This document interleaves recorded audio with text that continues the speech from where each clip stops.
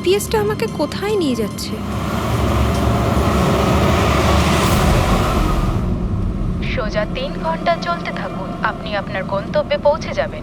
আরে এই আধ ঘন্টা আগেই তো জিপিএস বললো 3 ঘন্টা, এখন আবার বলছে 3 ঘন্টা।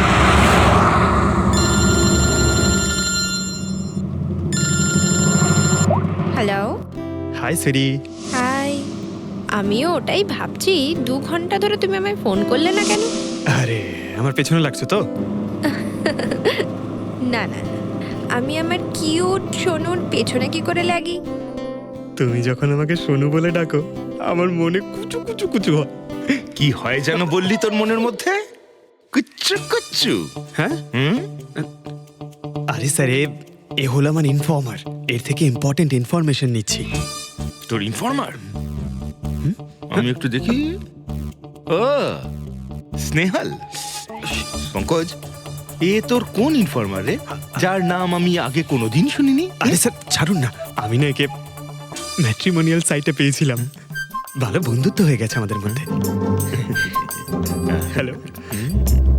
হ্যাঁ, আরে না না ওই ফ্রেডি স্যার বলছিলেন যে কিছু না স্যার, পঙ্কজের একটা ইম্পর্টেন্ট ফোন এসেছে। পঙ্কজের ইম্পর্টেন্ট ফোন এসেছে, তা তুমি ওখানে কি করছো? এদিকে এসো। যে ইম্পর্টেন্ট কাজটা দিয়েছিলাম তার কি হলো? 1 মিনিট স্যার। হ্যালো। হ্যাঁ বেবি সরি, একটা কাজ করছিলাম। আচ্ছা তুমি কি তোমার হোটেলে পৌঁছে গেছো? হোটেল? এখনো আমি পুনেই পৌঁছতে পারিনি আর তুমি হোটেলের কথা বলছো? কি? তুমি তো কোন সকালে বেরিয়েছো? সেটাই তো, দেখো না এই জিপিএস আমায় কোথায় পৌঁছে দিয়েছে। আমি একটা কাঁচা রাস্তা দিয়ে যাচ্ছি। আরে কাঁচা রাস্তা দিয়ে কেন যাচ্ছো? সোজা হাইওয়ে দিয়ে যাও না। আরে আমি হাইওয়ে দিয়েই যাচ্ছিলাম, জিপিএস দেখালো ওখানে নাকি ট্রাফিক জ্যাম আছে, তাই ভাবলাম শর্টকাট নিয়ে নি, ফেসে গেলাম আমি।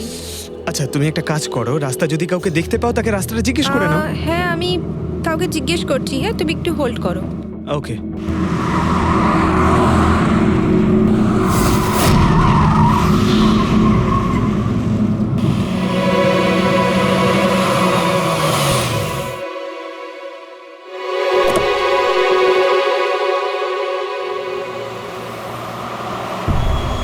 এক্সকিউজ মি, এক্সকিউজ মি, আপনি একটু বলতে পারবেন এই রাস্তাটা হাইওয়েতে কানেক্ট হবে কিনা? হ্যাঁ হবে। কত দূর এখান থেকে? হ্যালো স্নেহাল। Hello sir. কি হয়েছে পঙ্কজ? স্নেহাল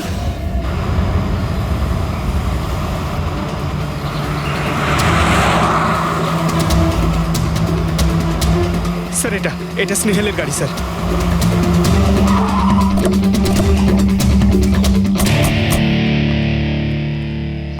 আপনারা? সিআইডি।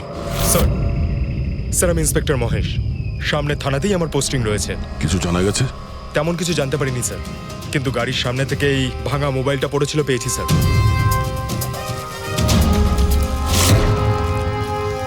স্যার এটা স্নেহালের স্যার। এটা তো পুরোপুরি ভেঙে গেছে, মনে হচ্ছে কোনো গাড়ি চাপা দিয়ে এটাকে ভেঙে দেওয়া হয়েছে। স্যার হয়তো অপরাধী এই গাড়িটা করেই এসেছিল আর তারপরে ওকে এই গাড়িটা করেই নিয়ে গিয়েছে। স্যার এদেরকে যদি একবার হাতে পাই না, একটাকেও ছাড়বো না। আচ্ছা পঙ্কজ, স্নেহালের কারোর সঙ্গে কোনো শত্রুতা ছিল? স্যার সাদা সিধে মেয়ে ছিল স্যার, ওর কারোর সঙ্গে কোনো শত্রুতা নেই। ঠিক আছে, আমরা স্নেহালকে খুব তাড়াতাড়ি খুঁজে বার করবো। এটা স্নেহালের ব্যাগ, পার্টস, এই ল্যাপটপের মতো দামি জিনিসটাও গাড়িতে? স্যার এই অপরাধটা লুটপাটের জন্য তো শুধু হয়নি। আমি একটা কথা কিছুতেই বুঝতে পারছি না, এই স্নেহাল পুনা যাচ্ছিল তো এই রাস্তায় কেন এলো? মানে এই রাস্তা তো পুনায় যায় না। জিপিএস এর জন্য স্যার, জিপিএস দেখে ওই রাস্তায় এসেছে। জিপিএস ভুল রাস্তায় নিয়ে এসছে, এটা কি করে সম্ভব? স্যার অ্যাকচুয়ালি কি হয়েছিল, জিপিএস হাইওয়েতে ট্রাফিক জ্যাম দেখিয়েছিল, সেই জন্য এই রাস্তাটা ধরেছিল। ও, তার মানে স্নেহাল খুব বড় ষড়যন্ত্রের শিকার হয়েছে। গাড়িতে কিছু পাওয়া গেল সারিকা? কিচ্ছু পাওয়া যায়নি, আর না পাওয়ার কোনো আশা আছে। কেন এরকম কেন বলছো? তুমি এই গাড়িটার থেকে কোনো অদ্ভুত স্মেল পাচ্ছ কি? এই কেমিক্যালের মতো কোনো একটা জিনিসের গন্ধ। এক্স্যাক্টলি, এটা কেমিক্যালের গন্ধ। অপরাধী যাওয়ার আগে এই গাড়িটা ভালো করে পরিষ্কার করে গেছে জিম্বোকোলক্সি নামের কেমিক্যাল দিয়ে। এখন এই গাড়িটার থেকে না তো কোনো আঙুলের ছাপ পাওয়া যাবে আর না ডিএনএ। এই কাজটা তো কোনো প্রফেশনালের। স্যার খুনি যদি প্রফেশনাল হয় তাহলে ওকে খুঁজতে অনেক সময় লেগে যাবে স্যার। পঙ্কজ, তোমাকে কিছুক্ষণের জন্য ভুলতে হবে যে স্নেহাল তোমার বন্ধু, একজন সিআইডি অফিসারের মতো ভাবো। Right sir. স্নেহালের মম ড্যাড, আন্টি। বাবা পঙ্কজ, কিছু জানতে পারলে? আন্টি আপনি চিন্তা করবেন না স্যার, আমাদের পুরো টিম রয়েছে, স্নেহালকে খুঁজে বার করব। সকাল সকালও বাড়ি থেকে বেরোনোর সময় খুব খুশি ছিল, জব ইন্টারভিউয়ের জন্য যাচ্ছিল তো। আমি ওকে বলেও ছিলাম তুই পুনা যাচ্ছিস যখন ট্রেনে চলে যা, কিন্তু ও আমার কথা শুনলো না। এই স্নেহাল পুনা যাচ্ছে, সেটা কে কে জানতো? আমরা বাড়ির লোকেরা আর ওর কিছু বন্ধু বান্ধব। পুনাতে কোন কোম্পানিতে যাচ্ছিল এই ইন্টারভিউ দিতে? Okay take. ওখান থেকে রোহিত বলে একজন ফোন করেছিল। রোহিত? আপনাদের ছাড়াই রোহিত জানতো যে স্নেহাল পুনা আসছে।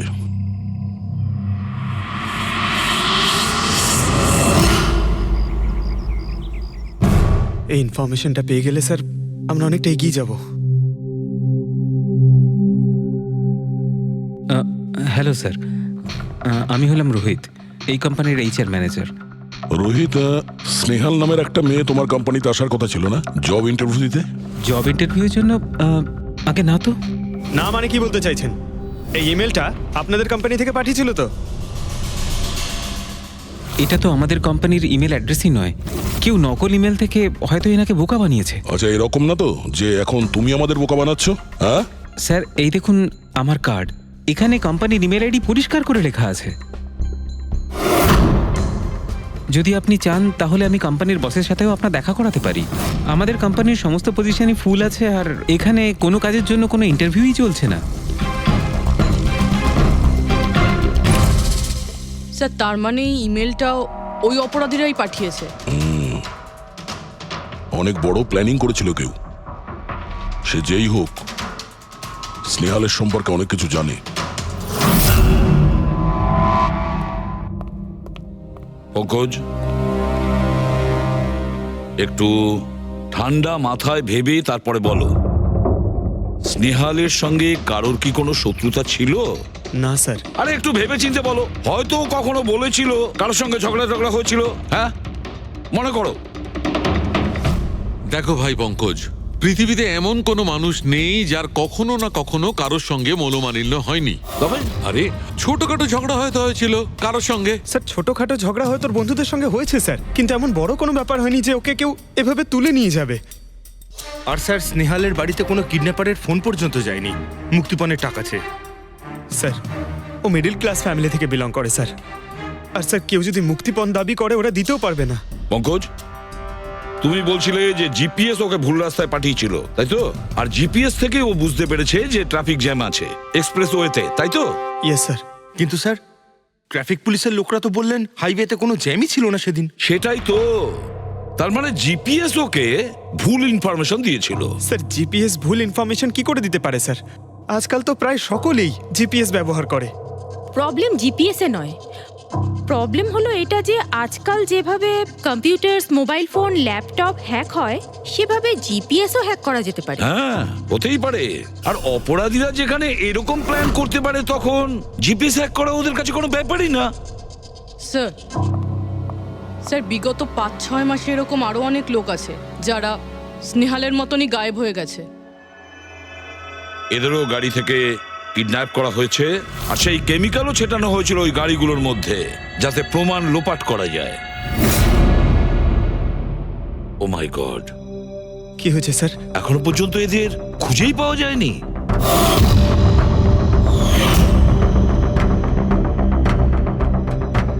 পঙ্কজ, এভাবে ভয় পাবে না, বুঝেছ? স্নেহালকে আমরা খুঁজে বের করবই, ওর কোনো ক্ষতি হতে দেব না, ভয় পেও না। রবি, দেখো তো ক্রাইম ব্রাঞ্চের ইন্সপেক্টর সমীর, উনি এই কেসটা হ্যান্ডেল করছে। স্যার এই নিখোঁজ ব্যক্তিগুলো সব একই রকম ভাবে নিখোঁজ হয়েছে। প্রথমে ওনাদের চাকরি কিংবা ফ্রি গিফটের লোভ দেখিয়ে ডাকা হয়েছে, তারপরে জিপিএস হ্যাক করে গাড়িতে তুলে নিয়ে যাওয়া হয়েছে, তারপর কেমিক্যাল ঢালা হয়েছে যাতে প্রমাণ সব নিশ্চিহ্ন হয়ে যায়। সমীর, সেসব আমরা জেনেই গেছি। যদি নতুন তথ্য কিছু পাওয়া গিয়ে থাকে বা নতুন কিছু যেটা দিয়ে আমরা অপরাধীর কাছে পৌঁছতে পারি। স্যার গত মাসে এরকম নতুন কিছু একটা পেয়েছিলাম। স্যার দাঁড়ান, এখানেই দাঁড়ান স্যার।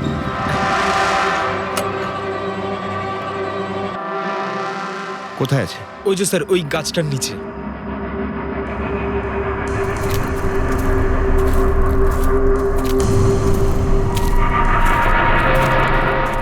কি হলো, চলো। না স্যার, আপনি যান। আরে ঘাবড়াচ্ছ কেন? আমি আছি তো তোমার সঙ্গে, এসো। না স্যার, আমার ভয় লাগে ভীষণ। আচ্ছা, জায়গাটা কোথায়? ওই যে স্যার, ওইখানে গাছটার নিচে। দাও, আমাকে দাও।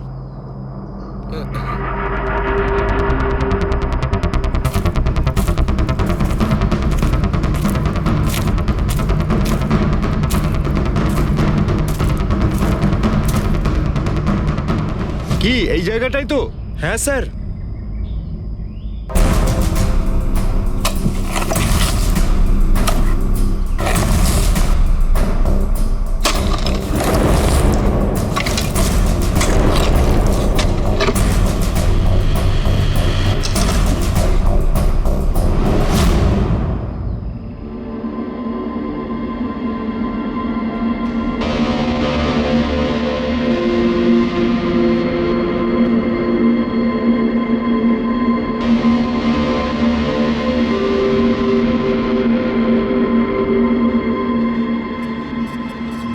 নিখোঁজ লোকেদের মধ্যে একজনকে অ্যাসিড ঢেলে পুরো পুড়িয়ে দেওয়া হয়েছিল। আপনি এটা কি করে জানলেন যে যে মারা গেছে সে এদের মধ্যে কেউ একজন? অন্য কেউ তো হতে পারে। ডেন্টাল রিপোর্ট থেকে জানা গেছে ওই লাশটা ভিকটিম নাম্বার 4 রিচা কুমারের। বাকি যারা নিখোঁজ হয়েছিল তাদের কি খবর? না স্যার, কারোর কোনো খোঁজ পাওয়া যায়নি। রিচার সাথে যা হয়েছে তা দেখে আমার মনে হচ্ছে না যে ওনাদের মধ্যে আদৌ কেউ আর বেঁচে আছেন। স্যার, তার মানে স্যার স্নেহালও বাঁচবে না। স্নেহালকেও মেরে ফেলবে স্যার। পঙ্কজ, দেখ, নিয়ে যাও ওকে বাইরে। পঙ্কজ,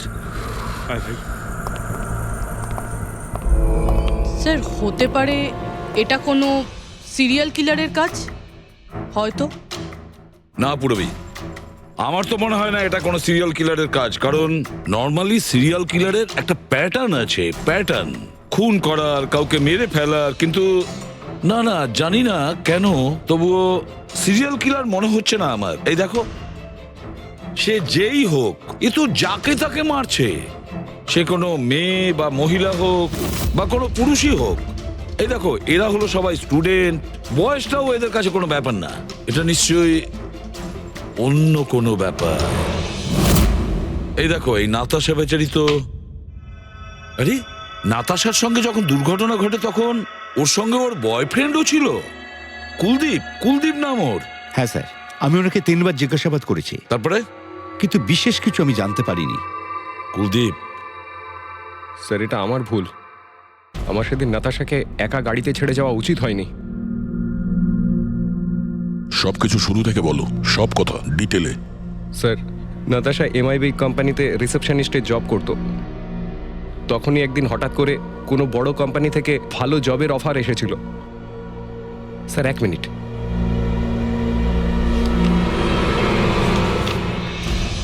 স্যার,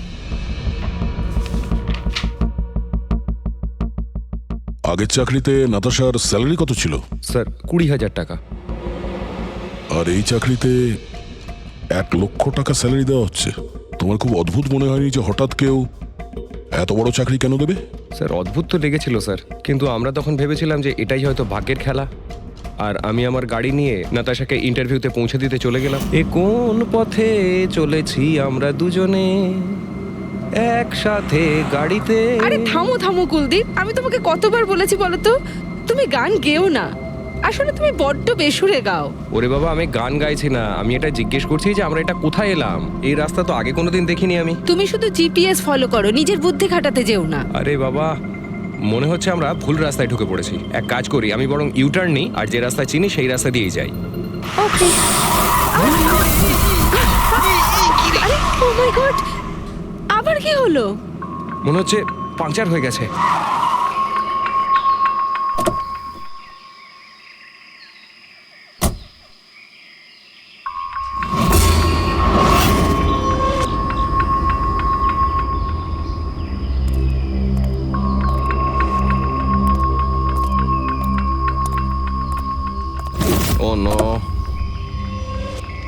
দেখো, দুটো টায়ারই পাংচার হয়ে গেছে, একটা হলে তো পাল্টানো যেত। তাহলে এবার কি করব? এখানে ট্যাক্সি, অটো কিছুই তো পাওয়া যাবে না। দাদা দাদা দাদা, এক মিনিট। এখানে আশেপাশে কত মেকানিক পাওয়া যাবে? হ্যাঁ আছে তো, 2 কিলোমিটার সামনেই আছে। কি হয়েছে, পাঞ্চার হয়ে গেছে নাকি? হ্যাঁ দাদা, আমাকে একটু ছেড়ে দেবেন? ছেড়ে দিতে পারি, কিন্তু 50 টাকা আরে লাগবে। 100 টাকা নিয়ে নেবেন, চলুন। আরে কুলদীপ, তুমি আমাকে এখানে একা রেখে যাচ্ছ? আমি যাবো আর আসবো, ঠিক আছে? আমার তোমার সাথে আসাই উচিত হয়নি। লাভ ইউ সোনা। 10 মিনিট তুমি ভেতরে বসো, বাইরে বেরোবে না, আমি যাবো আর আসবো। চলো চলো। ও আমাকে বলেও ছিল যে আমি ওকে যেন একলা ছেড়ে না যাই। যদি আমি ওর কথাটা শুনতাম গো। তারপর তুমি মেকানিককে নিয়ে ওখানে পৌঁছলে, আর ওখানে নাতাশা ছিল না? না স্যার। স্যার, ওই বাইকের লোকটা এদের সঙ্গে মিলে আছে। হতে পারে। তুমি ওই বাইকওয়ালাকে দেখেছো? কিছু মনে আছে? না স্যার, ও তো হেলমেট পরেছিল। আচ্ছা, ওই বাইকের নাম্বার মনে আছে? না স্যার, সেই সময় আমার নাতাশাকে ইন্টারভিউ পৌঁছে দেবার তাড়া ছিল, তাই খেয়াল করিনি। আচ্ছা, এই নাতাশা কোনো ডায়েরি কিছু লিখতো? আমি বলতে চাইছি যে সারাদিন কি করেছে, কিংবা মিটিং শিডিউলস। ডায়েরি তো নেই, কিন্তু হ্যাঁ ল্যাপটপ আছে, যাতে ও নিজের জরুরি বিষয়গুলো লিখে রাখতো। দেখান। একটু খোলো এটাকে। পাসওয়ার্ড 20/04/1987। এটা নাতাশা? আগে হ্যাঁ স্যার। এই দুর্ঘটনা ঘটেছিল 6 মার্চ। দেখো তো দুর্ঘটনার আগেও কোথায় গেছিল। ওর শিডিউলটা চেক করো।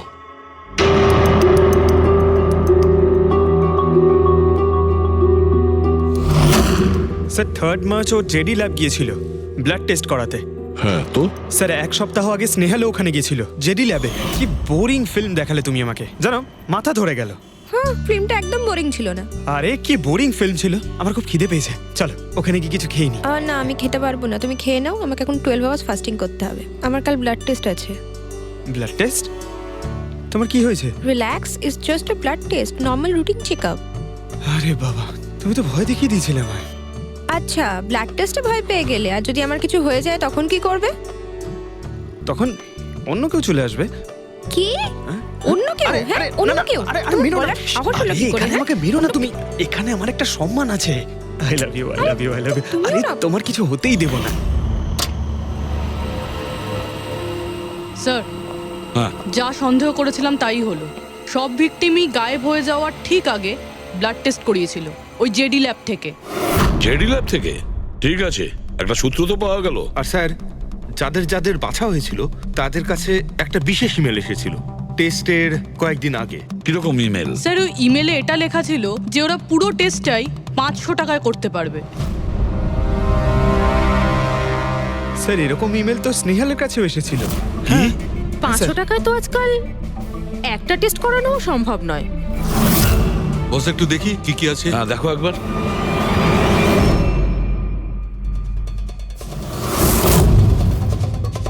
আরে এটা তো একটা বিশাল লম্বা টেস্টের লিস্ট দেখছি। এ তো 500 টাকায় হবেই না, কম করে 15-20 হাজার টাকা লাগবে। কি বলছো তুমি? হ্যাঁ, ব্যাপারটা বেশ গোলমেলে মনে হচ্ছে সালুখে। এটার তো একটাই কারণ হতে পারে সালুখে, যে টেস্ট করা আর লোকদের সিলেক্ট করা, সুস্থ লোকদের নির্বাচন করা, তারপর তাদের অপহরণ করে মেরে ফেলা। কিন্তু কেন ওরা মারছে?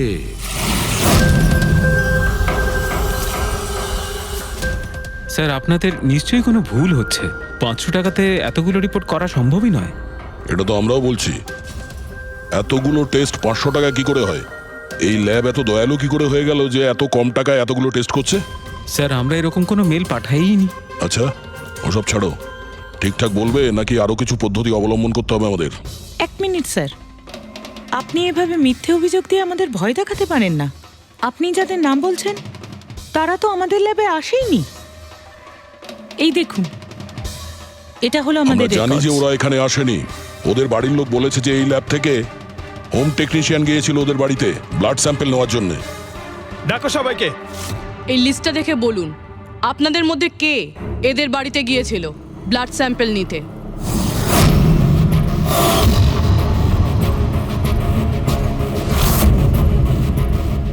আমি যাইনি স্যার। আমি যাইনি স্যার। আমিও যাইনি স্যার। কেউ যায়নি? তাহলে ব্লাড স্যাম্পল নিজে থেকেই ওদের ঘর থেকে উড়ে এখানে চলে এলো? হ্যাঁ, এই ফিস ফিস করাটা বন্ধ করুন, জোরে বলুন, নাকি সিআইডি ব্যুরোতে গিয়ে কথা বলবো? স্যার অ্যাকচুয়ালি আপনারা ঠিকই বলেছেন, আমরা ভিকটিমদের বাড়ি যাইনি, বরং ওরা এখানে এসেছিলেন টেস্ট করাতে।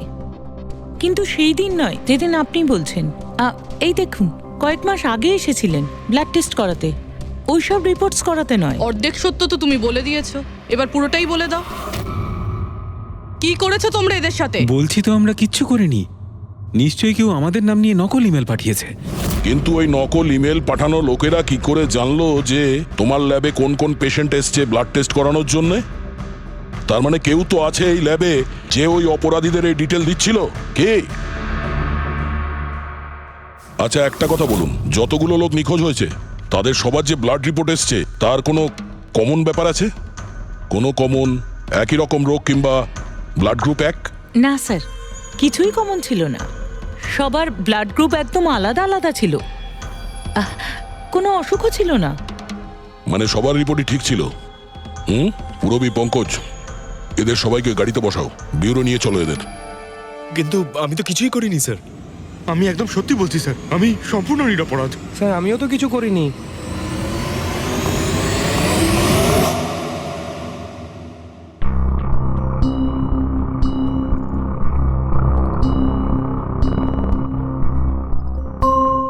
না স্যার, এদের মধ্যে কেউই তো সেদিন আমাদের বাড়িতে ব্লাড নিতে আসেনি।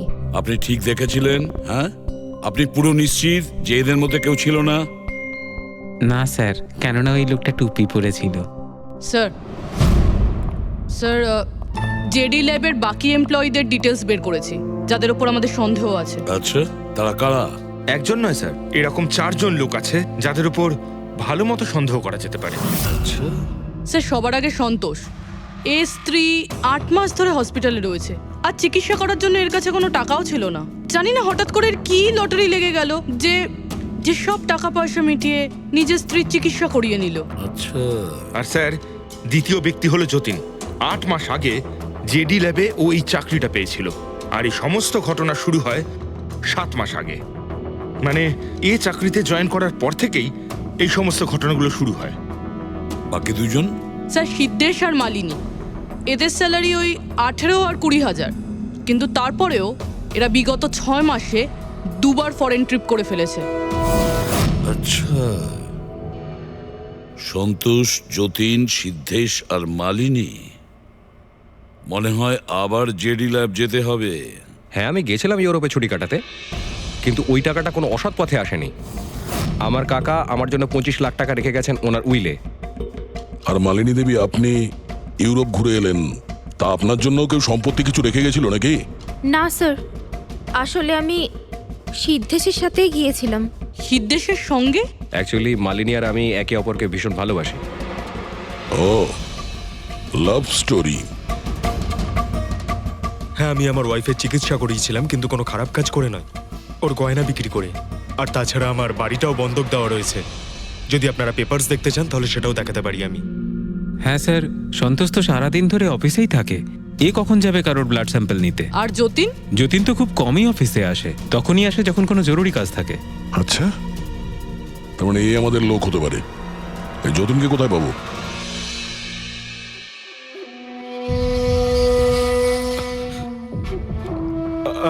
আমি কথা দিচ্ছি স্যার, কাউকে কিচ্ছু বলবো না, আমি কিচ্ছু বলবো না কাউকে। এই শপথ বাক্য সিনেমাতেই ভালো লাগে, বুঝেছো? আর আমাদের কাজের নিয়ম তো খুব ভালো করেই তুমি জানো। স্যার আমি শহর ছেড়ে চলে যাবো স্যার, আমি এই দেশটাই ছেড়ে চলে যাবো। ওরা আমাকে কোনোদিনও খুঁজে পাবে না sir. Sir please sir. Jatin, নিজের আর আমাদের সময় একদম নষ্ট করো না। যার যখন চোখ বন্ধ করার সময় আসবে তাকে তো চোখ বন্ধ করতেই হবে, বুঝেছো?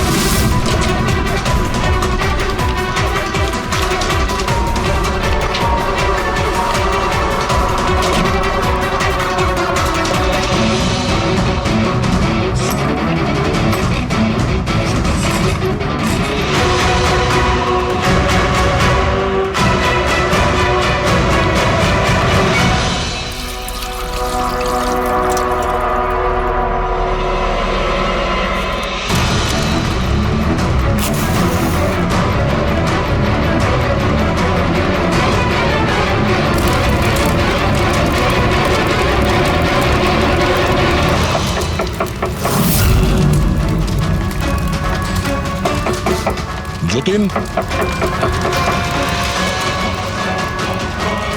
স্যার ধোঁয়া বেরোচ্ছে স্যার। স্যার স্যার ভেতরে কিছু পুড়ছে স্যার। যতীন,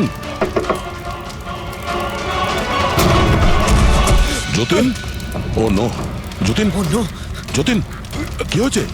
তুমি ঠিক আছো? কে করেছে এরকম? কার জন্য কাজ করো তুমি, বলো? ওই চোখটা সব কিছু দেখতে পায়, সব ভাইকে দেখতে পায়।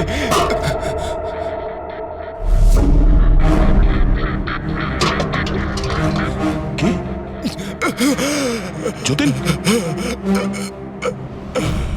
যতীন, যতীন, ও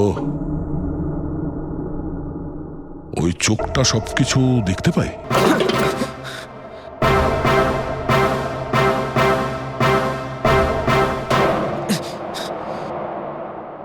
স্যার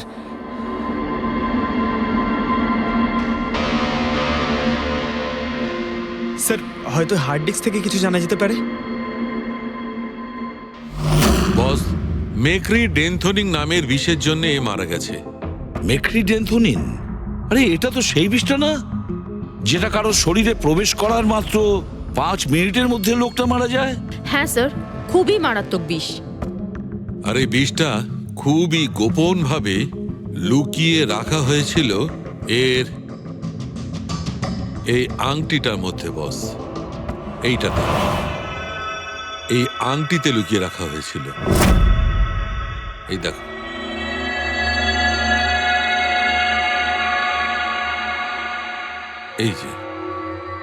এই যে দেখতে পাচ্ছ, ছোট্ট একটা পিন, এই ছুঁচে বিষটা ছিল, আর এইটা এই আংটির ওপর ছিল।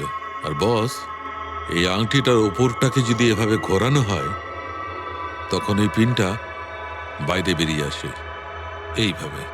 আর যখনই এই সূঁচটা ওর আঙুলে ফুটে যায়, সঙ্গে সঙ্গেই বিষটা ওর সারা শরীরে ছড়িয়ে যায়।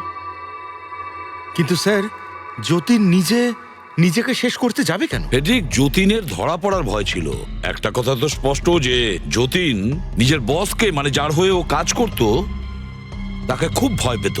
এত ভয় পেত যে যখন ও জানতে পারে আমরা ওকে ধরতে যাচ্ছি, তখন ও সুইসাইড করলো, যাতে ওর সাহায্যে আমরা ওর বসের কাছে পৌঁছতে না পারি। বুঝলে, এই কেসটা শুধু কিডন্যাপিং আর সিরিয়াল কিলিং এর নয়, এটা অনেক বড় চক্রান্ত, খুব বিপজ্জনক বড় একটা চক্রান্ত।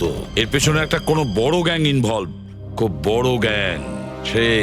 সেই গ্যাং যার সিম্বল হলো চোখ। স্যার, হ্যাঁ স্যার ল্যাপটপে কিছুই পেলাম না। সব ফাইল নিজে নিজেই ডিলিট হয়ে গিয়েছে অটো ডিলিটেশনের জন্য। আর হার্ড ডিস্ক? স্যার হার্ড ডিস্কও ড্যামেজ হয়ে গেছিল, কিন্তু একটা লিস্ট আমরা রিকভার করেছি। হ্যাঁ স্যার।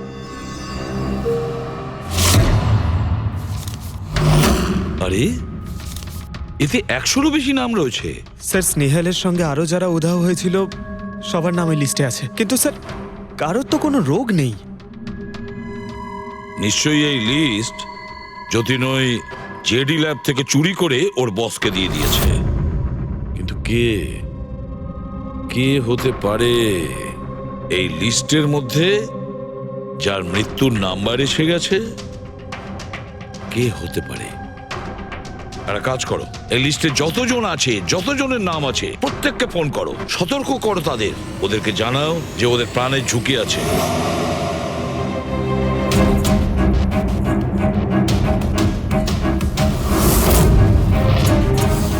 কি? আরে না, আমি আর কি মারছি না। আমি সত্যি সিআইডি থেকে বলছি। আপনার প্রাণ সংশয় আছে, সেই জন্যই বলছি। যতক্ষণ আমরা না বলবো, আপনি প্লিজ বাড়ি থেকে বাইরে বেরোবেন না। কি চাকরির ইন্টারভিউ? যেও না আলিশা। কিন্তু আমি তো এক্ষুনি বেরোবো। না, বাড়ি থেকে তুমি বেরিও না। Alisha, Alisha, hello hello hello Alisha. কি হয়েছে হ্যালো? ফেডরিক, কি হয়েছে? স্যার, আলিশা নামের একটি মেয়ের চাকরির জন্য একটা ইন্টারভিউ কল এসেছিল। এখন ওর ফোনটা বন্ধ পাচ্ছি স্যার।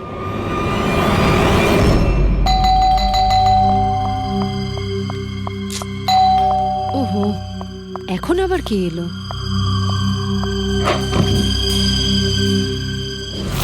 আলিশা, হ্যাঁ, আপনারা? সিআইডি। ও মাই গড, মানে আমি যে মডেলিং এর অফারটা পেয়েছি সেটা ভুয়ো? ওই লোকগুলো আমাকে কিডন্যাপ করতে চায়? হ্যাঁ, কিন্তু এখন আর ঘাবড়ানোর কোনো প্রয়োজন নেই। আলিশা এখন ইন্টারভিউর জন্য যাবেও, আর ওর কিছু হবেও না। না স্যার, আমি ইন্টারভিউ দিতে যাব না স্যার, আমার খুব ভয় করছে। তুমি যাবে না, অন্য কেউ যাবে, আলিশা সেজে।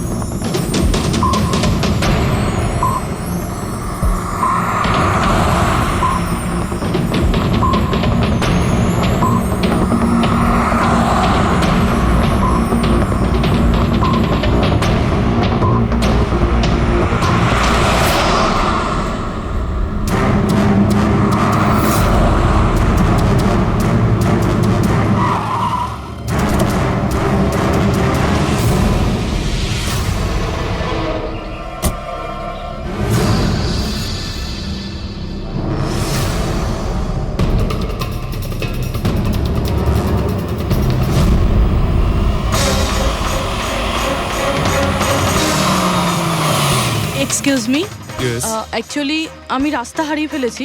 ওই জিপিএস এ কিছু প্রবলেম হয়েছে, তো একটু হেল্প করতে পারবেন? আপনি কোথায় যেতে চান ম্যাডাম? আমার এই সামনেই, আমি এখনই বলছি।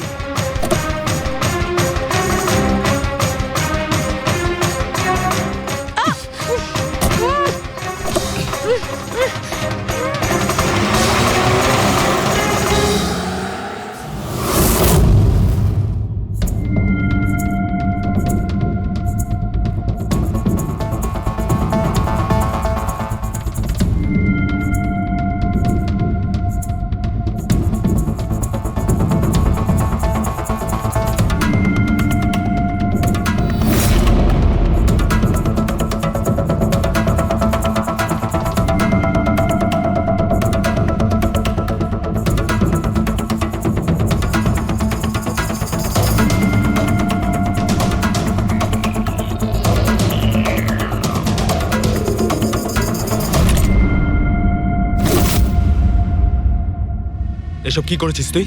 আলিশার বদলে অন্য একজনকে তুলে নিয়ে এসেছিস। আরে ভাই, এতে আমি কি করব? গাড়িটাও আলিশার ছিল আর মোবাইলটাও আলিশারই ছিল। তাহলে আলিশার ব্লাড গ্রুপটা কোথায়? তোকে তো এবার বসই দেখবে।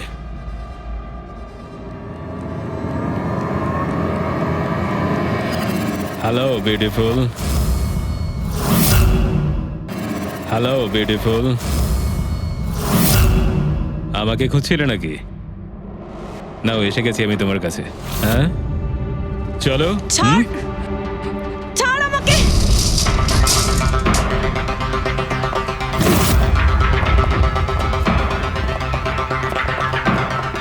পালানোর চেষ্টা, বিউটি উইথ ব্রেনস।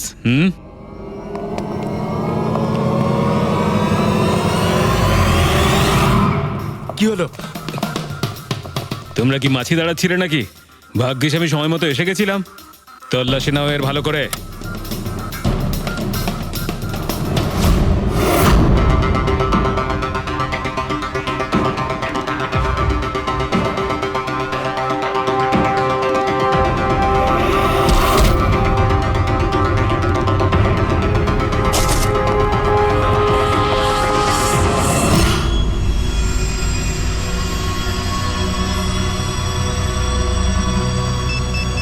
বস, জুতোতে কি আছে? নিজেই দেখে নাও।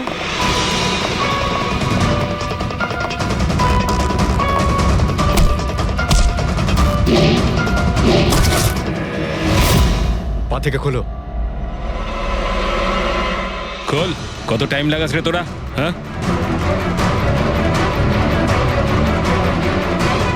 এই কি হয়েছে ভাই? Tracking device.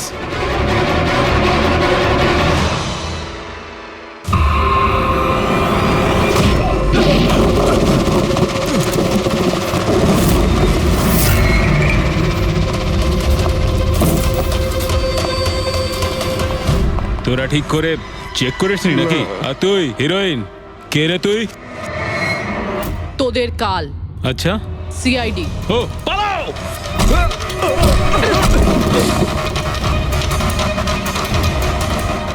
পুরবি, স্যার স্যার ওইদিকে পালিয়েছে।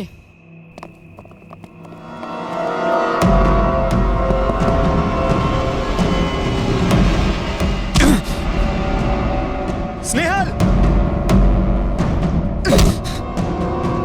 এসো তাড়াতাড়ি বেরো। কেউ আছে? বেরিয়ে এসো, তাড়াতাড়ি এসো। আসুন, বাইরে আসুন, আসুন তাড়াতাড়ি। এইদিকে, সামলে সামলে।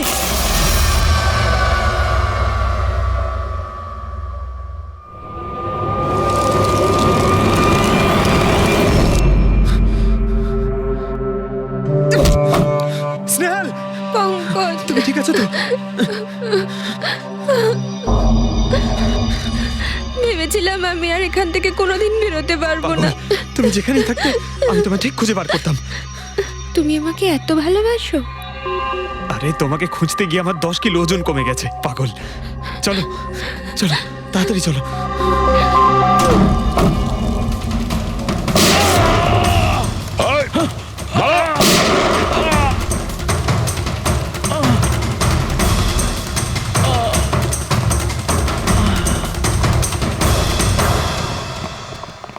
এত সহজে তোকে মরতে দেবো না।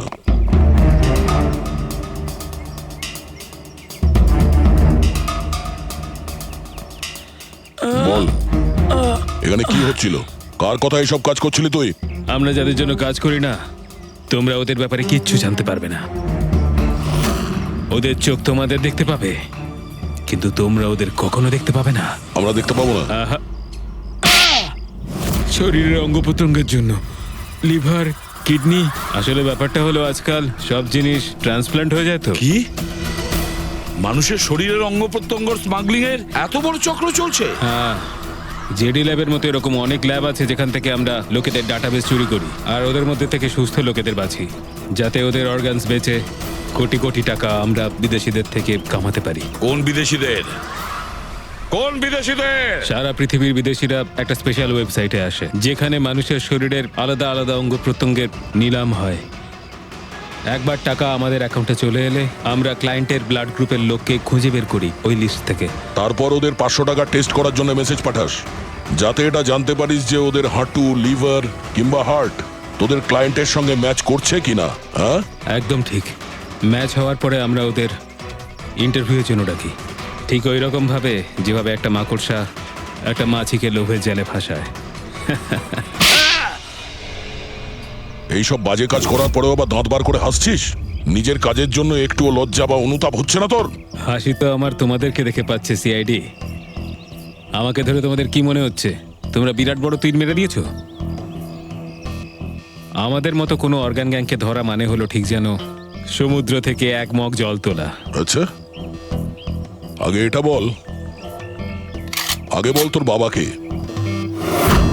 মারো আমাকে, আমিও এটাই চাই যে তুমি আমাকে মেরে ফেলো, কেননা আমি জ্যান্ত ধরা পড়েছি জানতে পারলে না? আমার বস, আমার বন্ধু, আমার পরিবার, আমার বাড়ির লোকজন সবাইকে মেরে ফেলবে। কে তোদের বস আর কে কে শামিল আছে তোদের এই চক্রে? এর উত্তর আপনি আমার মুখ থেকে কোনোদিন শুনতে পাবেন না এসিপি স্যার।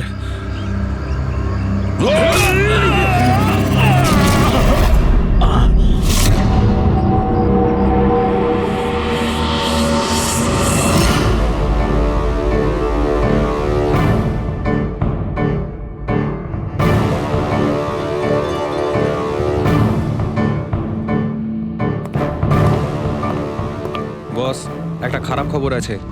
আমাদের অর্গান গ্যাংয়ের চোখ সিআইডির লোকেরা বন্ধ করে দিয়েছে, কিন্তু রণবীরকে দিয়ে সিআইডি কিছু বলাতে পারার আগেই ও আত্মহত্যা করে নিয়েছে। সিআইডির লোক আমার 1000 চোখের মধ্যে একটা চোখ বন্ধ করলে কি আর হবে?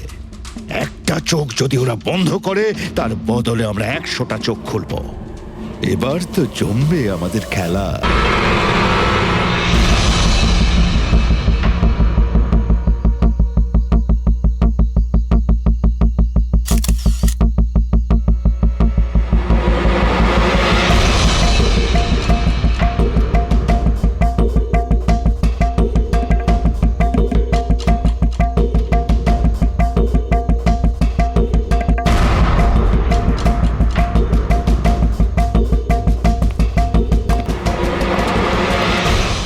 জানা কিছু পেয়েছেন?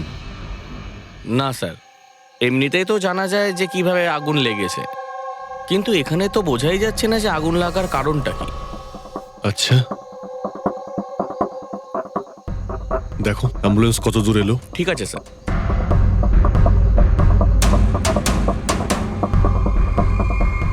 খুব বাজেভাবে ঝলসে গেছে।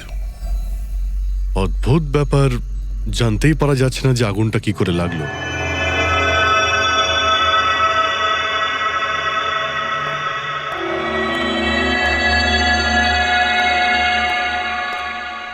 কিভাবে হলো এইসব? সবকিছু তো একদম ঠিক ছিল, জানি না আগুন কি করে লাগলো। এতজন মানুষের অভিশাপ তো লাগবেই, তাই না? এই কি বললে তুমি? আমি জানতে পেরেছিলাম স্যার যে দিলীপ স্যার কোনো কোর্টের কেসে ফেসে গেছিলেন। খুব বড়সড় কেস ছিল স্যার, কিন্তু কিছুদিন আগে ছাড়াও পেয়ে গেছিলেন। অনেকে এই নিয়ে রেগেও ছিলেন। আচ্ছা, এই ঘটনার সুযোগ নিয়ে কেউ ওকে মেরে দেয়নি তো? না, কোর্টে উনি নির্দোষ প্রমাণিত হয়েছিলেন, উনি কিচ্ছু করেননি। কি কেস ছিল? 9 বছর আগে জামাইবাবু থিয়েটারে আগুন লেগে গিয়েছিল, যার জন্য বেশ কয়েকজন মারাও গিয়েছিল, আর সমস্ত দোষ জামাইবাবুর ঘাড়ে চাপলো। এমনি এমনি কি করে আগুন লাগতে পারে? এটা নিশ্চয়ই কারোর প্ল্যানিং। কাউকে সন্দেহ হচ্ছে আপনাদের? এটা কে করতে পারে? যে কেউ করতে পারে, অনিতাও করতে পারে। কোন অনিতা? টনির ওয়াইফ, ও এখানে এসেও ছিল।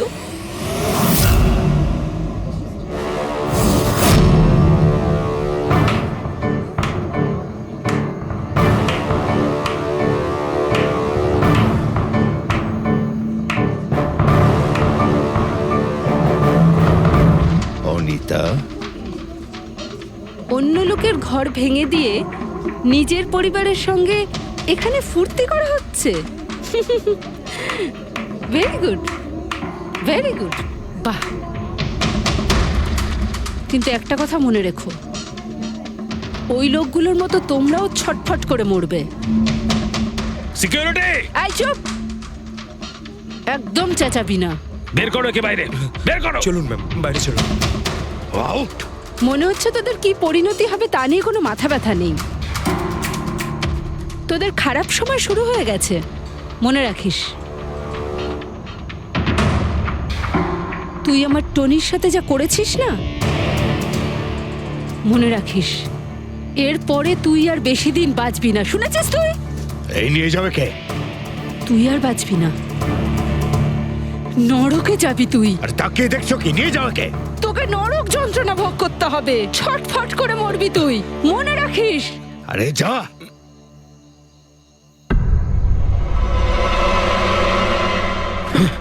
Let's enjoy Rohan.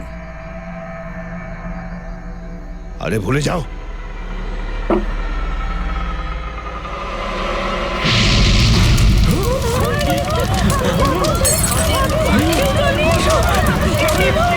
দিলীপ আর রোহনকে যে কেসে ফাঁসানো হয়েছিল, সেই কেসেই কোর্ট টনিকে শাস্তি দিয়েছিল। আচ্ছা, কে কে জানতো যে আপনারা এখানে রেস্টুরেন্টে আসবেন? জানি না স্যার। আচ্ছা, দিলীপ বাবু আসার আগে এই চেয়ারের আশেপাশে কাউকে দেখেছিলেন? কোনো অচেনা কাউকে? না স্যার, কাউকেই দেখিনি স্যার। এই টেবিলটাকে রিজার্ভ করেছিল? দিলীপবাবু ফোন করেছিলেন, বলেছিলেন যে আমাদের জন্য টেবিল রিজার্ভ করে রাখো। সবসময় এখানেই বসতেন, এই টেবিল এই চেয়ারেই। রেগুলার কাস্টমার ছিলেন আমাদের। কারোর আগে থেকে জানা ছিল যে দিলীপ এখানে এই চেয়ারে বসবে? স্যার, চেয়ারের আশেপাশে তেমন কোনো জিনিস নেই যা দিয়ে আগুন লাগতে পারে। এ তো অদ্ভুত ধরনের মিস্ট্রি। সিসিটিভি ক্যামেরা,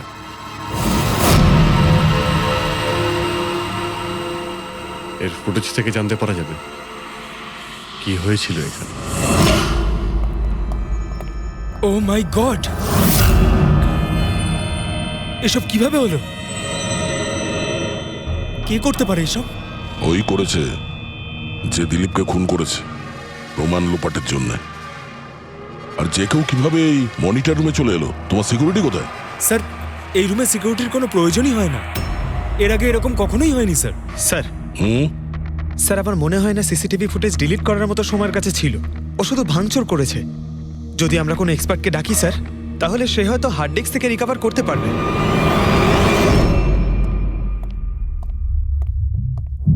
স্যার হ্যাঁ স্যার 9 বছর আগে দিলীপ আর রোহনের একটা থিয়েটার ছিল যেটায় আগুন লেগে গিয়েছিল। এক্সিট এন্ট্রির দরজা বন্ধ থাকার কারণে 12 জন লোক আগুনে পুড়ে মারা যায়। ভিকটিমদের ফ্যামিলি যখন কেস করে তখন ইনভেস্টিগেশনে জানা যায় যে সেই সময় একজন গার্ড ছিল। হ্যাঁ, টনি। হ্যাঁ স্যার। স্যার কোর্টে এটা প্রমাণ হয়ে গিয়েছিল যে টনি অনেক মদ খেয়েছিল আর মদের নেশা সে এতটাই চুর ছিল যে ইমার্জেন্সি এক্সিটের দরজাও খুলতে পারেনি।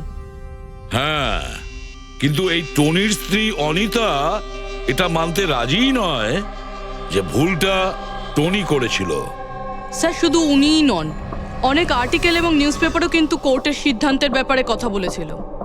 যখন এই ঘটনাটা ঘটেছিল তখন দিলীপ আর রোহনের বিরুদ্ধে সলিড এভিডেন্স ছিল, কিন্তু তারপর কেস চলতে থাকলো।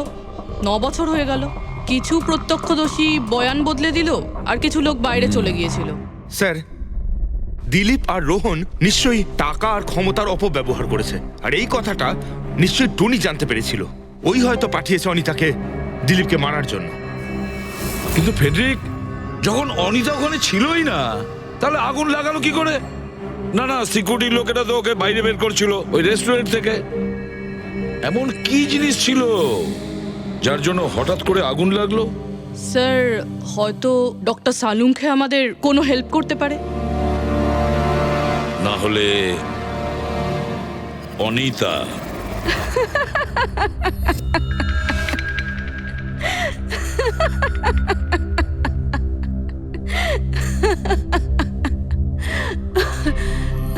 আপনারা তো অবাক হচ্ছেন কেন?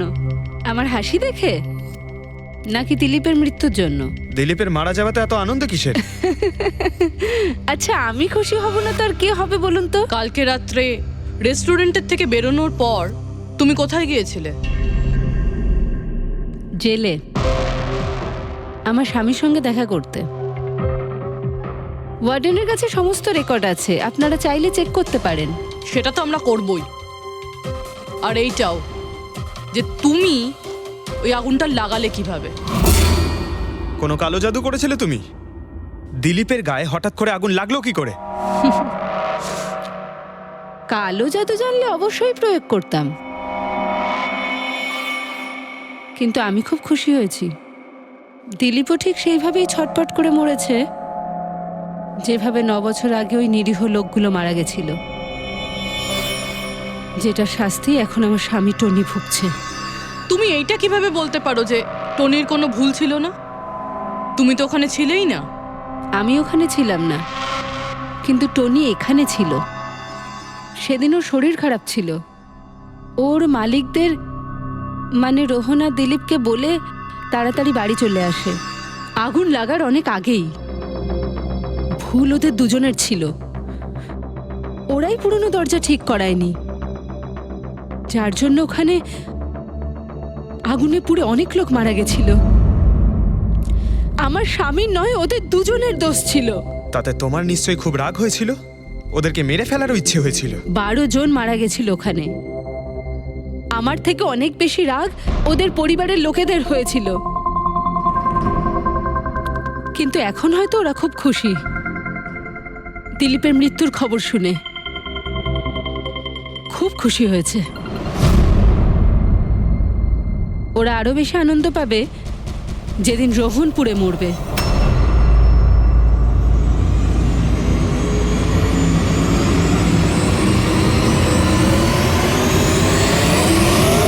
স্যার 42 জন আছে, ওই 12 জন ভিকটিমের কাছের আত্মীয় আর ফ্যামিলির লোকেরা মিলে। সাসপেক্ট বেশি আর সময় কম। স্যার এই 42 জন লোকের মধ্যে সবার আগে সেই সমস্ত লোকেদের নাম সরিয়ে দিতে হবে যারা কালকে দিলীপের মৃত্যুর সময় শহরে ছিল না। স্যার 9 বছর হয়ে গেছে এই ব্যাপারটা। হয়তো অনেক মানুষ দেশ ছেড়েও চলে গিয়েছে, আর কিছু লোক হয়তো এই পৃথিবীতেই আর নেই। তারপরেও খোঁজ তো নিতে হবে। দেখো কজন শহরে ছিল যখন দিলীপের মৃত্যু হয়।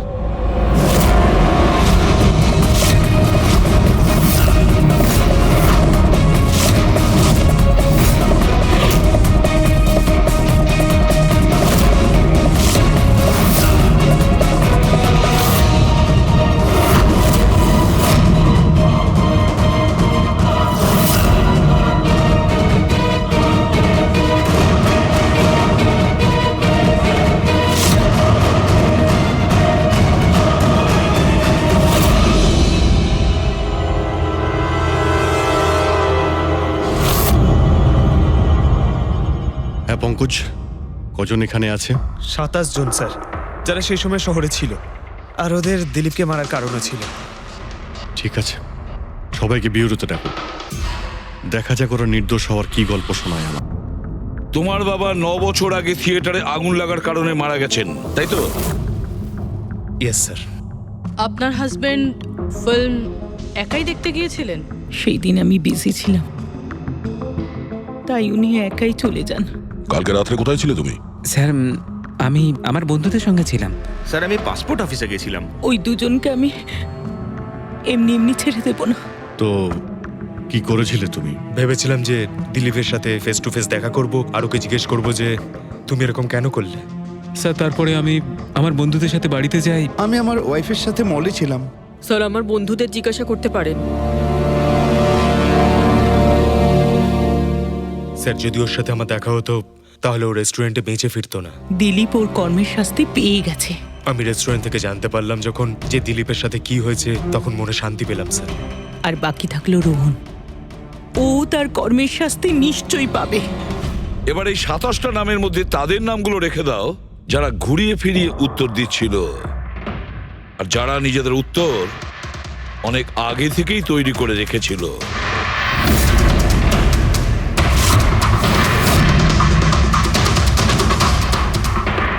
স্যার এবার 15 জন রইল। এবার এই 15 জনকে ওই দিনের ব্যাপারে জিজ্ঞাসা করতে হবে যখন 9 বছর আগে থিয়েটারে আগুন লেগেছিল।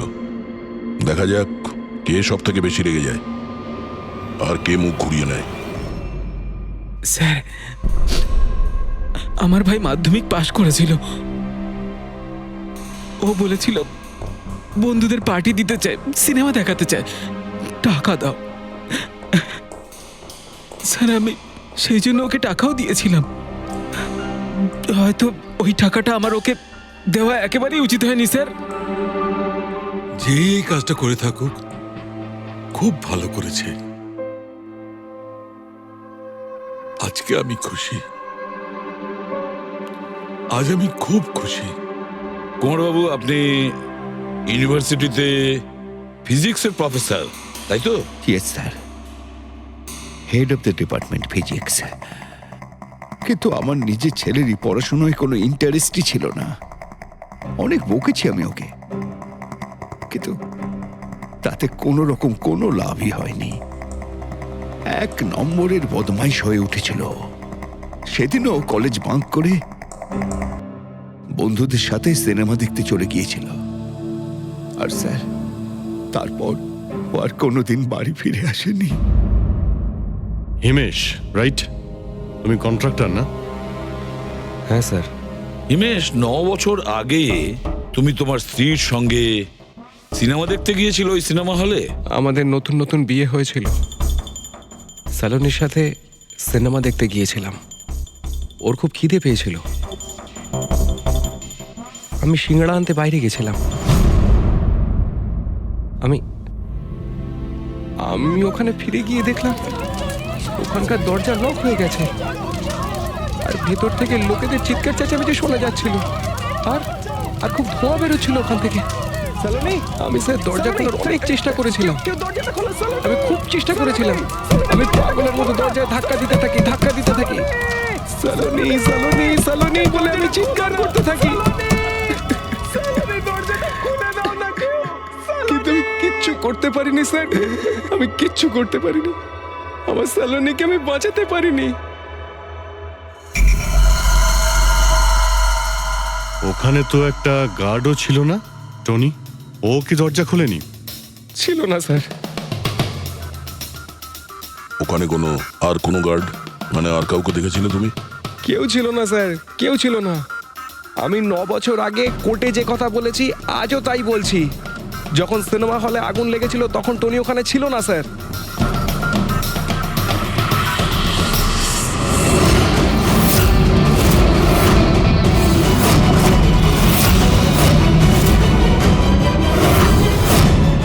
স্যার এই হলো আমাদের 15 জন সাসপেক্ট যারা দিলীপকে খুন করতে পারে। স্যার পুলিশ বলছিল যে ফায়ারম্যানরাও বলতে পারেনি যে আগুনের এক্স্যাক্ট সোর্সটা কোথায় ছিল। ওরা তো দেখা মাত্রই জানতে পেরে যায়, তাই না? জানতে পেরে যায় যে ওখানে এমন কি জিনিস ছিল যাতে আগুন ছড়িয়ে পড়ে, কিন্তু ওরা জানতে পারেনি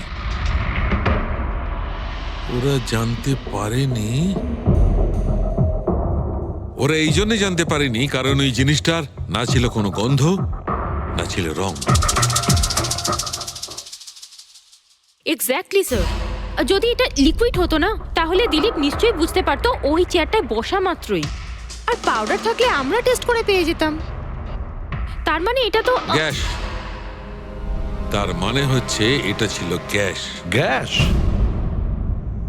এই জন্য ওই ফায়ারম্যান জানতে পারেনি যে কিসের জন্য আগুন লেগেছিল।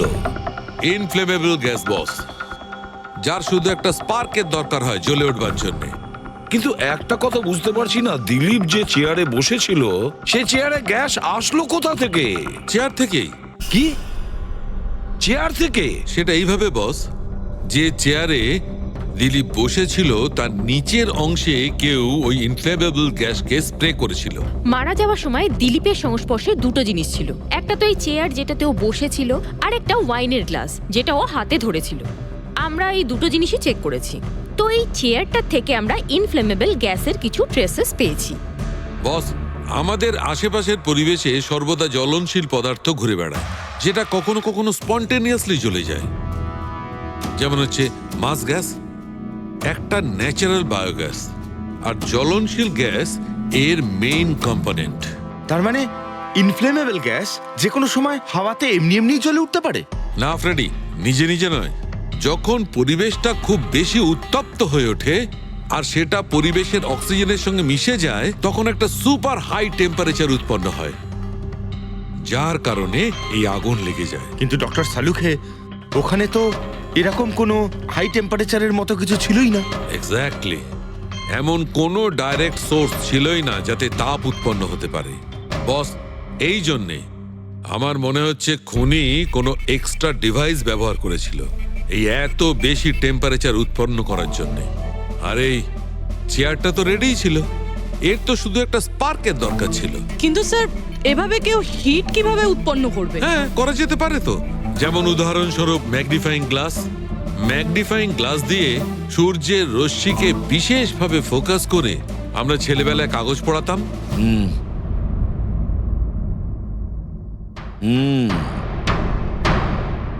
মনে হচ্ছে ওই রেস্টুরেন্টে আবার যেতে হবে,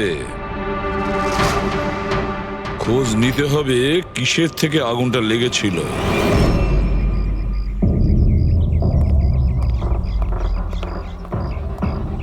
সব জায়গায় দেখে ফেলেছি স্যার, কিন্তু এমন কিচ্ছু খুঁজে পেলাম না যা দিয়ে আগুন লাগতে পারে।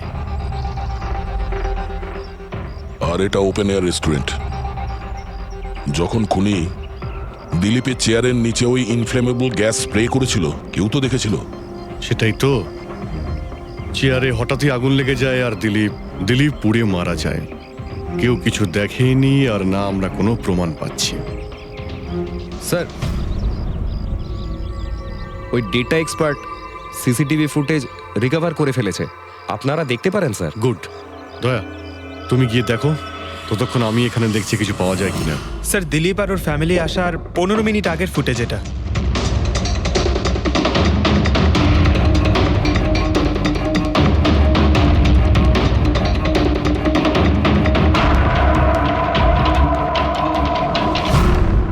এ চেয়ার চেঞ্জ করছে। এর কোনো দ্বিতীয় অ্যাঙ্গেল আছে কি এই সময়েরই? চেক করো। 1 মিনিট স্যার।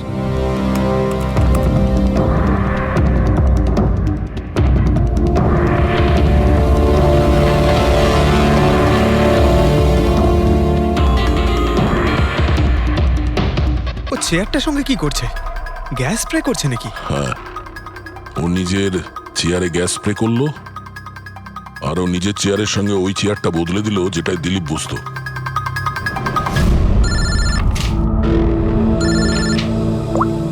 হ্যাঁ দয়া। আচ্ছা, গ্রেট, গুড ওয়ার্ক দয়া, গুড ওয়ার্ক। কি হলো স্যার? যে দিলীপের চেয়ারটা কারসাজি করেছিল তার খোঁজ পাওয়া গেছে। সে আসলে একটা লোক, ওর শারীরিক গঠনটাও জানা গেছে। আর দেখি আমরা, দয়া ফটোটা পাঠাচ্ছে।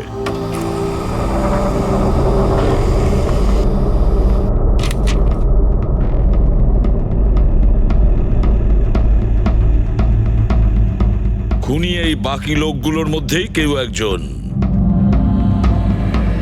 এদেরই মধ্যে কেউ। আর এবার এর পরের শিকার রোহান।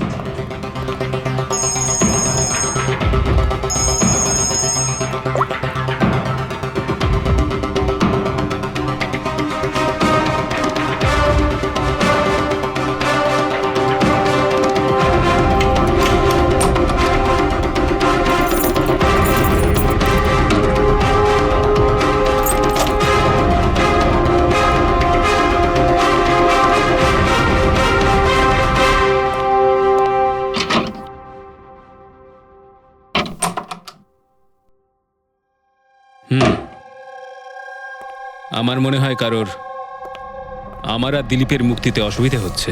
আমার প্রাণে ঝুঁকি আছে এখানে। I talk you later, bye. Sir, everything is okay. All right, তুমি এখানেই থাকবে আর কাউকে ভেতরে ঢুকতে দেবে না। Be alert, okay? Okay sir.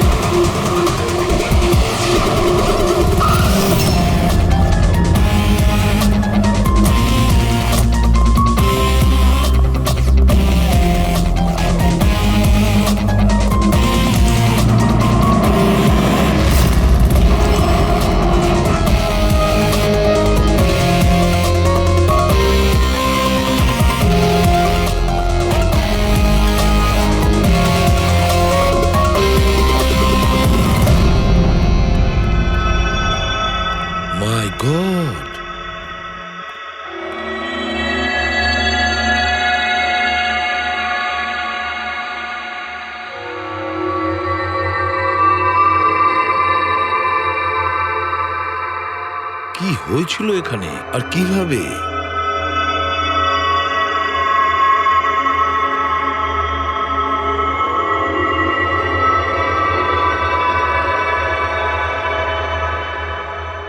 এখানে আর অন্য কোনো জিনিসের স্মেল পাওয়া যাচ্ছে না, শুধু এই পোড়া লাশটার দুর্গন্ধ ছাড়া। মানে স্যার, এই মার্ডারটাও ইনফ্লেমেবল গ্যাস দিয়েই করা হয়েছে হয়তো। এসব হলো কিভাবে? হ্যাঁ স্যার, আসলে আমি রোহন স্যারের বডিগার্ড। আচ্ছা, তাহলে আপনারা কোথায় ছিলেন যখন এসব হলো? স্যার, রোহন স্যার আমাকে বাইরে পাহারা দিতে বলেছিলেন। তার কিছুক্ষণ পরেই আমি ওনার চিৎকার শুনতে পেয়ে ওনার রুমের দিকে দৌড়ে আসি আর দেখি দরজার চারদিক থেকে ধোঁয়া বেরোচ্ছিল। আমি অন্য চাবি দিয়ে দরজা খুলে ভিতরে যাওয়ার পর দেখলাম যে স্যার ততক্ষণে রোহন স্যার পুড়ে গেছেন। আপনারাও কেউ কিছু জানেন না? অদ্ভুত ব্যাপার, রুমের মধ্যে কোনো সূত্র পাচ্ছি না, শর্ট সার্কিট হয়নি, পর্দাটা ভেতর থেকে বন্ধ, এই উইন্ডোজটা পার্মানেন্টলি ক্লোজড, কেউ বাইরে থেকে ভেতরেও আসতে পারবে না, আর বাইরে থেকে ভেতরে কোনো ভিউও নেই, কেউ দেখতেও পাবে না। তাহলে লোকটা মরলো কিভাবে? এটার থেকে আগুন লেগেছে বস।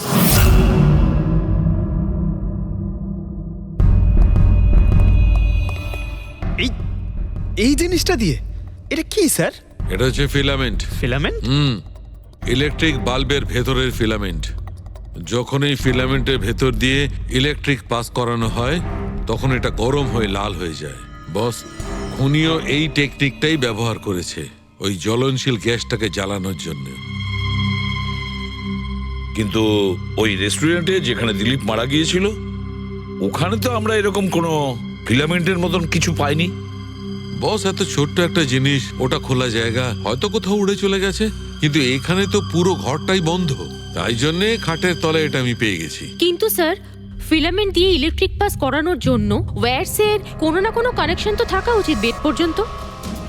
আছে, এখানেই নিশ্চয় কোথাও আছে। পুরো বেড চেক করেছি আমরা, রুমটাও চেক করেছি, এরকম কিছুই তো পাইনি আমরা। দয়া, ওই দরজাটা কিসের? ম্যানেজার। Yes sir. ওই দরজার ওপারে কি আছে? স্যার, আর একটা রুম আছে, এই রুমের সাথে ওটা কানেক্টেড। এমনিতে এই দরজাটা সিল থাকে, এটাকে কেউ খোলে না স্যার। খুলুন এই দরজাটা। Yes sir. আসুন স্যার।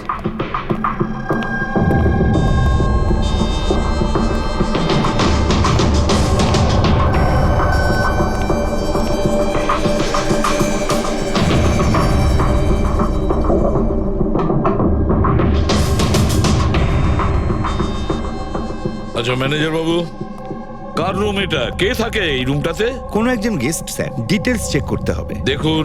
Okay sir.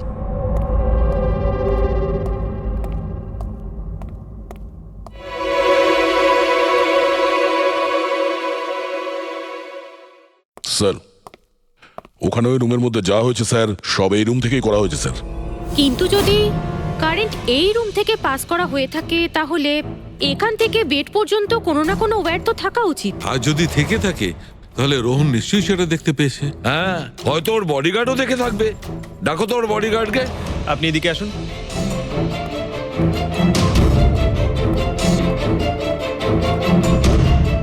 একটা কথা বলো, যখন তুমি রোহনের ঘরে এসেছিল তখন কোনো তার দেখেছিলে এখানে এই দরজা থেকে ওই রুম পর্যন্ত? কোনো কিছু? না স্যার, রোহন স্যার এই রুমে ঢোকার আগে আমি এই রুমটাকে খুব ভালো করে চেক করেছিলাম, কিন্তু তার বা সেরকম কিছু আমার চোখে পড়েনি। ঠিক আছে, যাও তুমি। যাই হোক না কেন দয়া, খুনি এই দরজাটা ব্যবহার করেছে। এই দরজা দিয়ে রোহনের রুমে আসে আর রোহনের বেডে ইনফ্লেমেবল গ্যাস স্প্রে করে, আর যে কোনো ভাবেই হোক ফিলামেন্টে কারেন্ট দিয়ে দেয়, তাতে ফিলামেন্ট গরম হয়ে যায় আর ইনফ্লেমেবল গ্যাসে আগুন ধরে যায়, আর তাতে রোহনের মৃত্যু হয়। বস, একটা কথা কিন্তু ঠিক, খুনি যেই হোক না কেন তার ইলেকট্রিক আর কেমিক্যাল সম্পর্কে খুব ভালো জ্ঞান আছে। প্রফেসর কুমার, ফিজিক্সের প্রফেসর কুমার, ওর থেকে আর কে বেশি জানতে পারে এই ব্যাপারে? স্যার, ওই প্রফেসর কুমারের সঙ্গে দেখা করো। স্যার। দয়া, আমিও যাব তোমার সঙ্গে।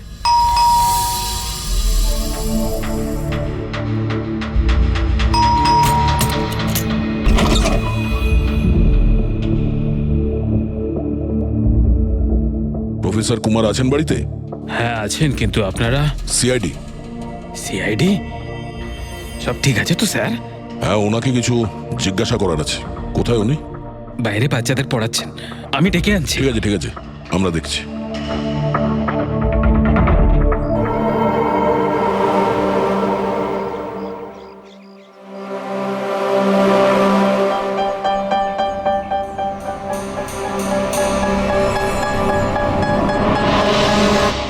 মিস্টার কুমার, আপনার কাছে আমাদের কিছু জিজ্ঞাসাবাদ আছে। বলুন, কি জানতে চান? আপনি এটাকে চেনেন? এটা তো ফিলামেন্ট। গুড, ঠিক চিনেছেন আপনি। আপনি জানেন আমরা এই ফিলামেন্টটা কোথা থেকে পেয়েছি? সেটা তো আপনারাই বলতে পারবেন কোথা থেকে পেয়েছেন। রোহনের বিছানার নিচে। কাল রাত্রে রোহন ওই বিছানাতেই পুড়ে মারা গেছে।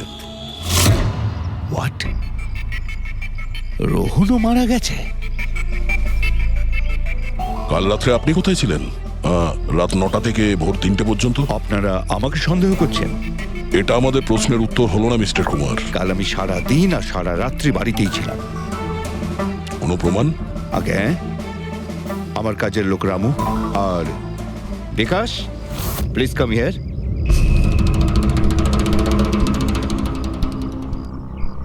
Yes sir. এনাদের বললো যে কাল কোথায় ছিলাম। স্যার আমাদের সবার এক্সট্রা ক্লাস নিচ্ছিলেন এই বাড়িতেই। কটা থেকে কটা পর্যন্ত? স্যার সন্ধ্যা 6টা থেকে ভোর 5:30 পর্যন্ত। সামনেই আমাদের এক্সাম, তাই আমরাই স্যারকে রিকোয়েস্ট করেছিলাম এক্সট্রা ক্লাস করানোর জন্য। ঠিক আছে স্যার, তুমি যাও বাবা। স্যার, আমার আরো 5 জন স্টুডেন্টস আছে যারা কাল সকাল 9টা থেকে 5:30 পর্যন্ত আমার কাছে ছিল। বলেন তো ওদেরও ডাকি? ঠিক আছে, এবার আমি যেতে পারি স্টুডেন্টদের পড়াতে? Please please. Thank you.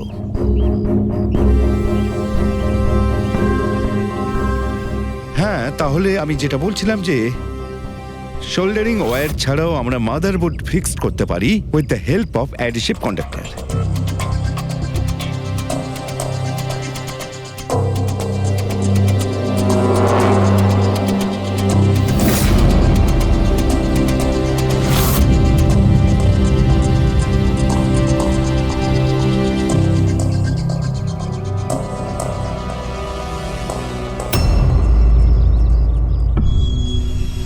My god, my god! আরে ভাই, কি ব্যাপারটা? কি? আরে ভাই, এই ভুলটা আমি কি করে করলাম? কি গড, বুড়ো হয়ে গেছি আমি বুড়ো হয়ে গেছি। দয়া একটা কাজ করবে, 1 ঘন্টা পরে ফরেন্সিক ল্যাবে দেখা করো। একটা জিনিস দেখাবো। 1 ঘন্টা পরে। আরে ওই, হ্যাঁ বস, একটা কাজ করো, এই সুইচটা দিয়ে ওই বাল্বগুলোকে জ্বালাও। এই সুইচ দিয়ে? এই সুইচ দিয়ে? হ্যাঁ হ্যাঁ, এই সুইচটা দিয়ে। আরে এর মধ্যে কোনো কানেকশন দেওয়া নেই, কিভাবে জ্বলবে? তুমি প্রশ্ন করো না, কখনো কখনো আমার কথাটাও মেনে নাও। কখনো কখনো। এই অন করলাম। কই স্যার, কিছুই তো হলো না। হবে হবে। আরে কি হবে? কিছুই হবে না। হবে ভাই, বিলিভ মি, হবে। 1 মিনিট। আরে ওর শরীর ঠিক আছে তো? হ্যাঁ স্যার, জানি না কি হয়েছে, প্রফেসর কুমারের সঙ্গে দেখা করে আসার পর থেকেই উনি বাল্ব নিয়ে খেলে যাচ্ছেন। একটা কথা বলো, ওই ফিঙ্গারপ্রিন্ট গুলোর খবর কি, যেগুলো তুমি হোটেলের লোকেদের কাছ থেকে নিয়েছিলে আর ওই রুমটা থেকে নিয়েছিলে? স্যার, অনেক ফিঙ্গারপ্রিন্টস পাওয়া গেছে, কিন্তু সবগুলো স্টাফ মেম্বারসদেরই, এছাড়া আর কারোর পাওয়া যায়নি। এটা কিভাবে সম্ভব? এই যে দাদা, একটু এই দিকেও দেখুন। হ্যাঁ হ্যাঁ, দেখছি। হ্যাঁ,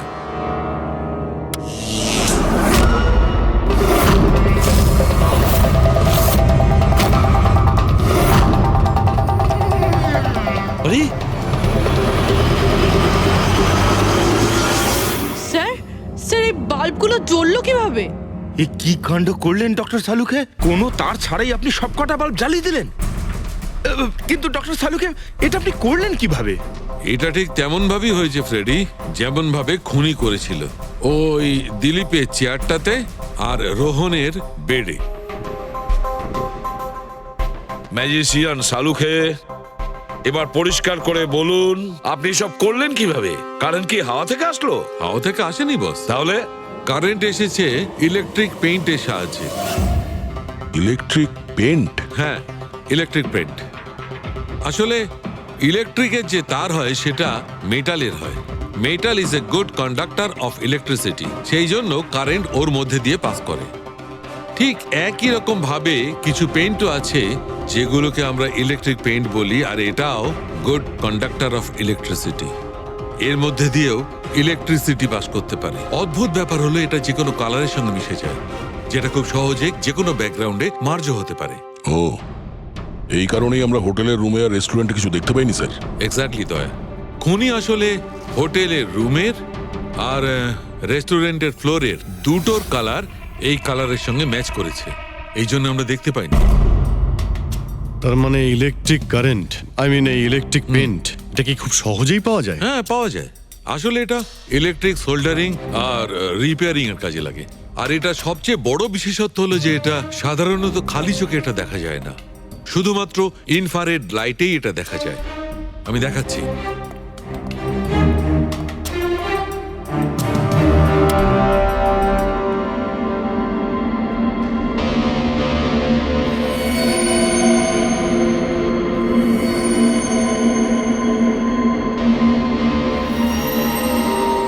দেখেছো বস? হ্যাঁ, খনিও ঠিক এইভাবেই ইলেকট্রিক পেইন্টের ব্যবহার করেছে আর এই সার্কিট তৈরি করেছে।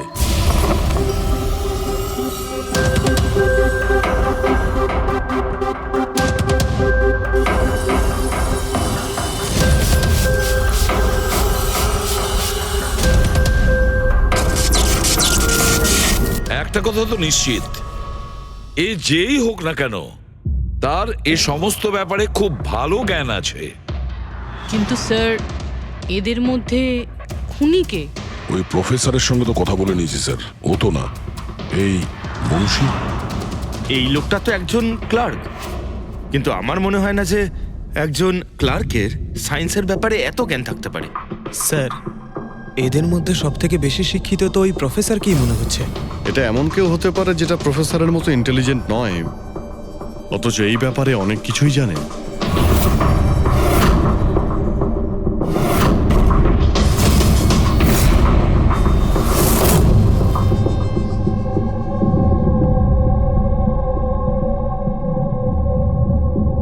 সেই লোকটা অভিজিৎ, এই লোকটাই সে। মনে পড়ছে কি বলেছিল আমাদের, যে ও কি কাজ করে?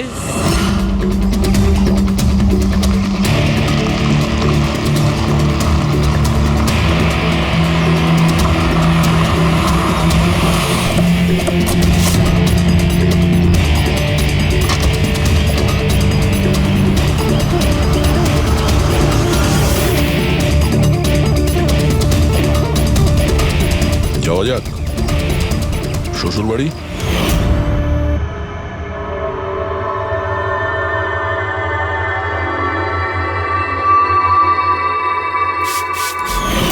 দিলীপ আর রোহনের উপর কেস হয়েছিল, কিন্তু আমি জানতাম ওরা টাকার পাওয়ারের জোরে ছাড়া পেয়ে যাবে। কিন্তু ওদের কাছে টাকা থাকলে আমার কাছে ছিল বুদ্ধি। অনেক মাস ধরে ওদের আমি ফলো করেছি, ওরা কোথায় যাচ্ছে, কি করছে, কার সাথে দেখা করছে, সবকিছু। আর শেষ পর্যন্ত ওদের দুজনকে মারার উপায় আমি পেয়েই যাই, ইলেকট্রিক পেন্ট আর সার্কিটের মাধ্যমে। এই দুটো জিনিসের বিষয়ে আমি খুব ভালো করে জানতাম। ব্যাস, দিয়ে দিলাম দুজনকে শাস্তি। দুজনকে মেরে ফেলেছি জ্যান্ত পুড়িয়ে, যেভাবে ওরা আমার সালোনিকে মেরেছিল। হিমেশ, তোমার স্ত্রীর সঙ্গে যা কিছু হয়েছে সেটার জন্য আমরা সবাই দুঃখিত, কিন্তু দিলীপ আর রোহনকে মেরে তুমি কি পেলে? তুমি কি ফিরে পেলে তোমার স্ত্রীকে? প্রতিশোধের আগুনে পুড়ে তুমি দুজনকে মারলে, আইন তোমাকে কোনোদিন ক্ষমা করবে না। কঠোর থেকে কঠোরতম শাস্তি হবে তোমার।